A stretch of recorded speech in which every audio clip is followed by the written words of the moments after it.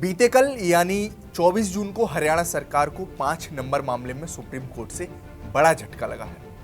हालांकि इससे पहले हाईकोर्ट भी सरकार को इस मामले में गलत ठहरा चुका था, लेकिन हरियाणा सरकार इस मामले को सुप्रीम कोर्ट लेकर पहुंची, जिसके बाद एससी ने भी हाईकोर्ट के फैसले को सही ठहराते हुए हरियाणा सरकार पर तीखी टिप्पणी की है।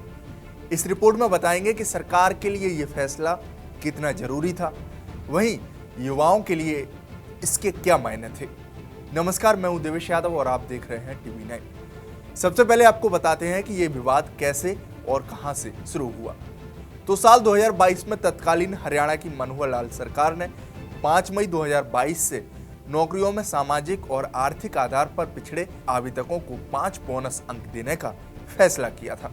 इसके लिए कंडीशन थी वो ये कि परिवार में कोई भी सदस्य सरकारी नौकरी में ना हो और सालाना आमदनी 1,80,000 रुपए से कम हो। वहीं राज्य के परिवार पहचान पत्र वाले युवाओं को ही इसका फायदा मिला था।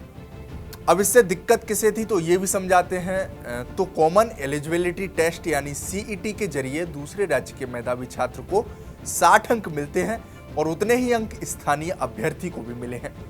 लेकिन स्थानीय अभ्यर्थी दूसरे राज्य के अभ्यर्थी से सिर्फ इसलिए आगे हो गया क्योंकि उसे 5 ग्रेस मार्क यानी बोनस अंक मिले हैं।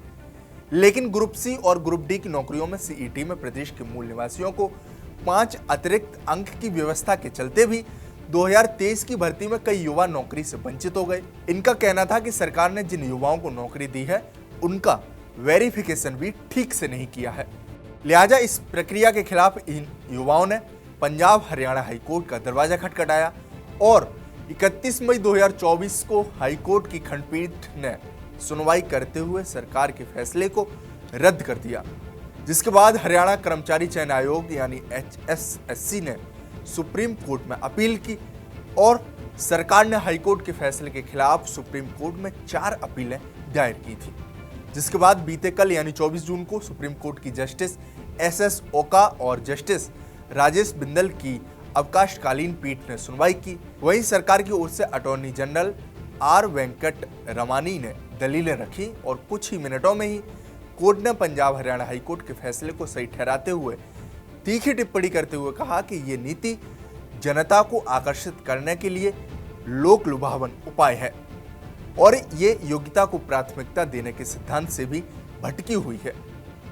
और सुप्रीम कोर्ट ने HSSC के याचिका खारिज करते हुए आदेश दिया कि 5 अंक हटाकर 6 महीनों में नए सिरे से मेरिट तय हो और जिन अभ्यर्थियों को पहले के परिणाम के आधार पर विभिन्न पदों पर नियुक्त किया गया, अगर वे सीईटी की नई मेरिट सूची में आते हैं तो नई चयन प्रक्रिया में भाग लेने की अनुमति होगी और जब तक नए चयन की तैयारी नहीं हो जाती तब तक वे पदों पर बने रहेंगे।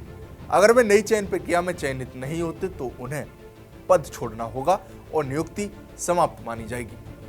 लिहाजा कहा जा रहा है कि 2023 में निकाली गई ग्रुप सी और ग्रुप डी की भर्तियों में नियुक्ति पा चुके 23,000 युवाओं पर संकट खड़ा हो गया है, क्योंकि अब इन लोगों को दोबारा से परीक्षा देनी पड़ेगी। अगर वे पास नहीं हो पाए तो नौकरी से बर्खास्त कर दिए जाएंगे।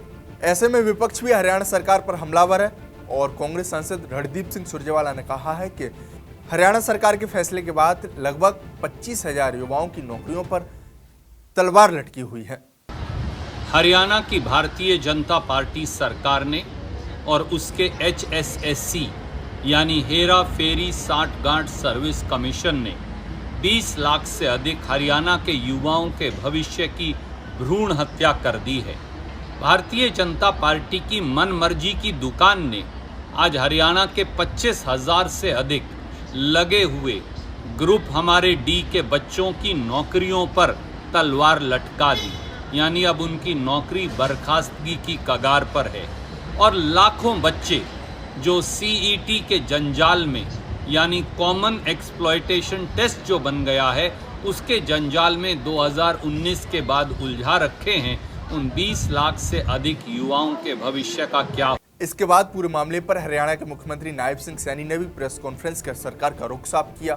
उन्होंने कहा है कि सीईटी के पहले चरण की परीक्षा पर कोई प्रभाव नहीं पड़ेगा। सीईटी 3 साल के लिए मान्य है। ग्रुप डी के 13,657 पद थे, 11,000 ने नौकरी ज्वाइन की, इन्हें दिक्कत नहीं है वहीं 2657 अभ्यर्थी ऐसे हैं जिन्हें 5 अतिरिक्त अंकों के चलते ज्वाइन करना था, लेकिन इनका रिजल्ट रोका हुआ था।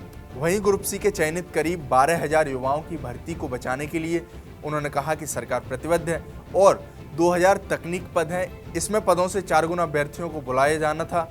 कई पोस्ट ऐसी थी जिनमें आवेदन करने वालों की संख्या 4 गुना तक नहीं थी। सभी 50,000 पदों पर भर्ती के लिए 1 सप्ताह में शेड्यूल जारी होगा।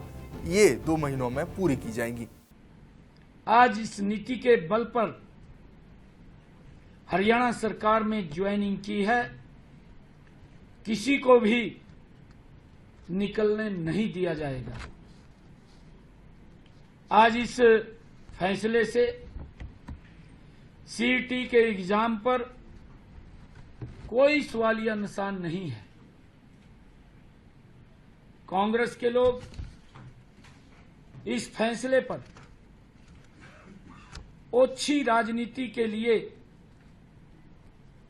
उल्टे सीधे बयानबाजी कर रहे। किसी भी गरीब व्यक्ति को जिसके पास पैसा नहीं था, एक भी बच्चे को इन्होंने नौकरी नहीं दी, क्योंकि पर्ची और खर्ची से नौकरियां लगती थी, नौकरियों की बोलियां लगती थी, गरीब व्यक्ति की पहुंच से नौकरियां दूर थी। परंतु अगर आज हम देखें, हमने योग्यता के आधार पर बिना पर्ची बिना खर्ची के 1,32,000 नौकरियां देने का काम किया है। बहरहाल सरकार और विपक्ष के आरोप प्रत्यारोप के बीच उन युवाओं का क्या जो इस 5 बोनस अंक के सहारे नौकरी पाकर परिवार का पेट पाल रहे थे। क्या कोई ऐसी व्यवस्था की जाएगी कि इन युवाओं की नौकरी जाती है तो उन्हें किसी अन्य रूप में राहत दी जाए।